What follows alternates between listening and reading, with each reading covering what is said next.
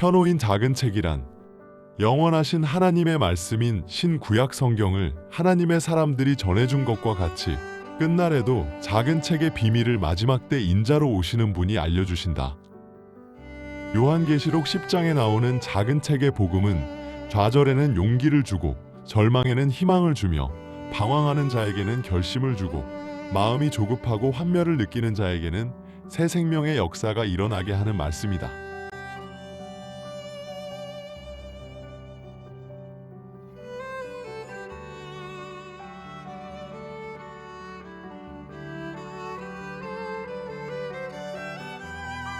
초림 예수 로마서 1장 21절에서 23절 하나님을 알되 하나님으로 영화롭게도 아니하며 감사치도 아니하고 오히려 그 생각이 허망하여지며 미련한 마음이 어두워졌나니 스스로 지혜 있다 하나 우준하게 되어 썩어지지 아니하는 하나님의 영광을 썩어질 사람과 금수와 버러지 형상의 우상으로 바꾸었느니라.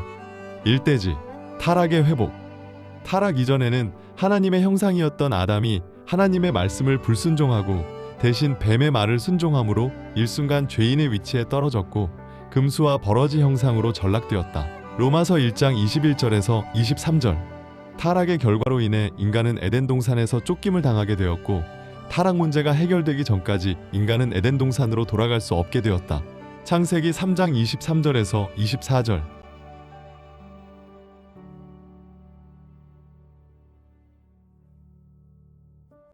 첫째, 타락한 아담의 후예들은 어떻게 타락을 회복할 수 있나?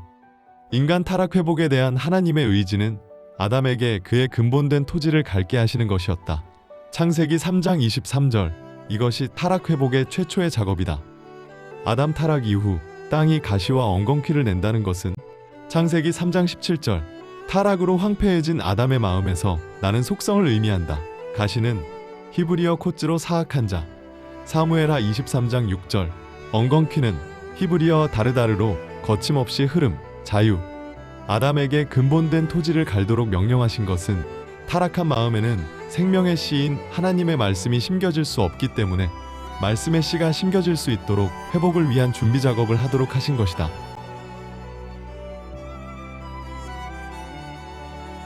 아담의 타락을 회복하기 위해서는 에덴 동산에서 잃어버린 하나님의 말씀이 다시 아담의 마음에 심겨져야 하는데 씨가 심겨지기 전에 먼저 타락의 결과인 가시와 엉겅퀴가 제거되어야 하기 때문이다.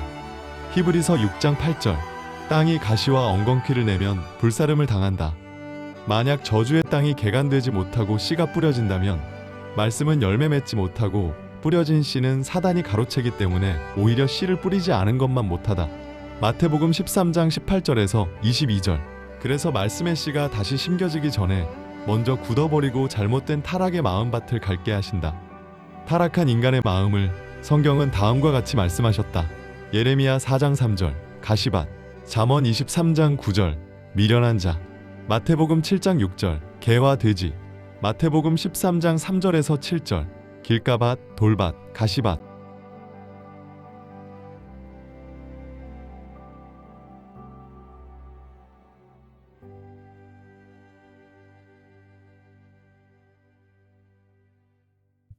타락 회복의 내용은 무엇인가?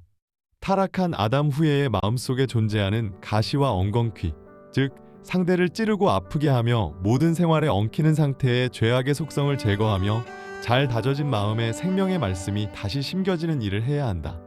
마음밭의 개간은 회복의 본질적 목적은 못 된다. 즉 밭가는 것은 씨를 심기 위함이요 씨를 파종하는 것은 열매를 위함이다. 이사야 28장 23절에서 35절 땅을 갈기만 하겠느냐 개간만 하겠느냐 씨는 싹이 나고 이삭이 피고 충실한 곡식을 맺는다. 마태복음 4장 26절에서 29절 밭가는 작업의 실제적 의미는 무엇인가? 이것은 곧 도래할 하나님의 구원 역사를 준비하는 것이다.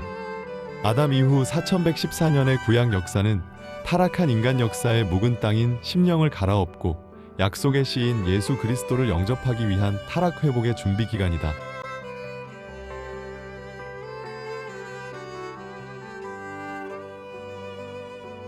자기 땅은 자기 소유, 잘 개간된 밭을 말한다. 요한복음 1장 11절, 갈라디아서 4장 4절, 때가 차서 요한복음 1장 11절, 자기 땅에 예수님이 오셨다. 둘째, 구약 시대의 마음밭을 가는 도구는 율법, 예언, 선지자이다. 이 세 가지 도구는 묵은 땅을 개간하고 약속의 씨인 예수 그리스도를 영접하게 하는 것으로 먼저 율법과 예언과 선지자를 통해 죄를 깨닫고 하나님에 대한 영의 지식을 알게 되는 양육 과정이다. 율법은 죄를 깨닫게 한다. 예언은 장래 오실 메시아에 대해 미리 일러두는 말씀이다. 선지자는 하나님의 말씀을 먼저 받아서 전하고 성경을 해석하는 사람이다. 아담의 타락으로 인해 인간은 하나님에 대한 신, 지식의 전적 무지에 이르게 된 것을 의미한다. 하나님 앞을 떠난 아담과 그 후예들은 자기의 죄악을 알지 못하고 하나님의 존재를 망각하고 자기 사욕과 육신대로 행하며 살아간다.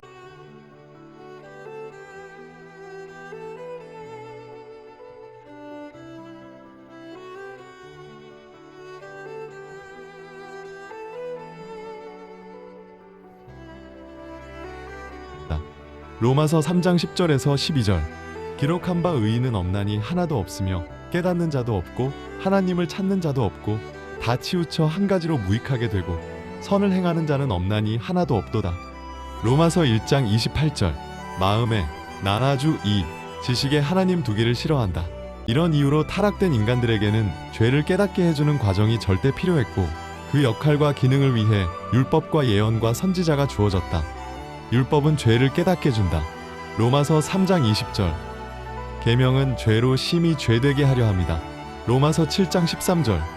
하나님의 뜻인 율법과 그 뜻을 선포한 선지자들의 예언은 인간들의 마음의 죄악을 개간하기 위해 주어진 타락 회복의 준비 도구였고 이 도구를 통해 잘 갈려진 밭에 약속하신 자손인 한 씨, 말씀이 심겨져야만 했다.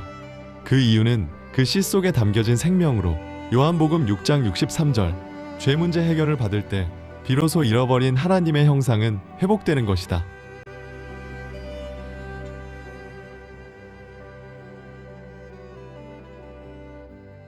율법은 범법함 때문에 나왔고 기간은 약속 자손, 씨가 오시기까지다. 갈라디아서 3장 19절. 이제 지면을 평평케 했으면 씨를 뿌린다. 이사야 28장 15절.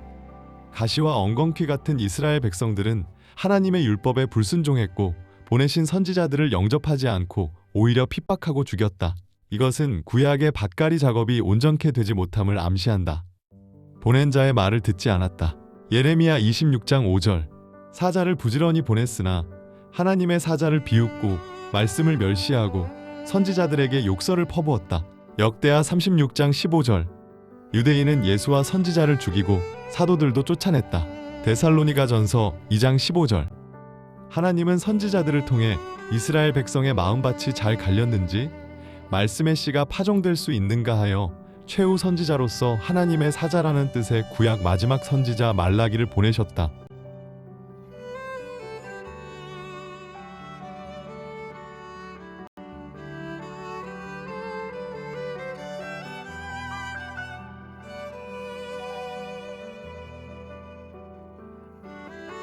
그러나 이스라엘의 신앙 상태는 그 패역함이 제사장을 비롯하여 이스라엘 전 백성에게까지 가득했고 그 당시 죄악상은 11조 도적질, 무성의한 헌물, 제사장들의 속임으로 하나님은 이스라엘과 관계 단절을 선포하심이 성전 문을 닫았으면 좋겠다고 말씀하셨다.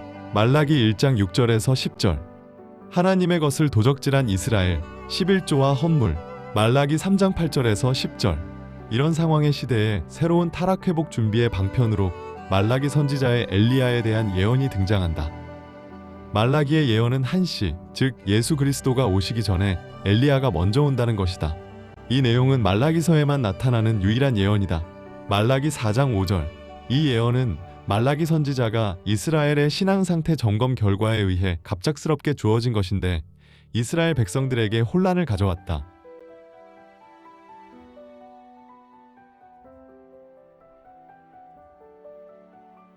왜냐하면 구약 성경 전체는 메시아에 대한 예언인데 말라기는 메시아 전에 엘리야가 올 것이라는 새로운 예언을 했기 때문이다. 약속하신 자손 한 씨가 도래하는 날, 크고 두려운 날이 오기 전에 선지 엘리야가 먼저 와서 아버지의 마음을 자녀에게, 자녀의 마음을 아버지에게 돌린다는 것이다. 말라기 4장 5절에서 6절. 보라, 여호와의 크고 두려운 날이 이르기 전에 내가 선지 엘리야를 너희에게 보내리니 그가 아비의 마음을 자녀에게로 돌이키게 하고 자녀들의 마음을 그들의 아비에게로 돌이키게 하리라. 돌이키지 아니하면 두렵건대 내가 와서 저주로 그 땅을 칠까 하노라 하시니라. 크고 두려운 날은 그날로 메시아 도래의 날이다. 이스라엘 백성이 메시아를 영접하면 큰 날이 되고 메시아를 불신하면 두려운 날이 된다.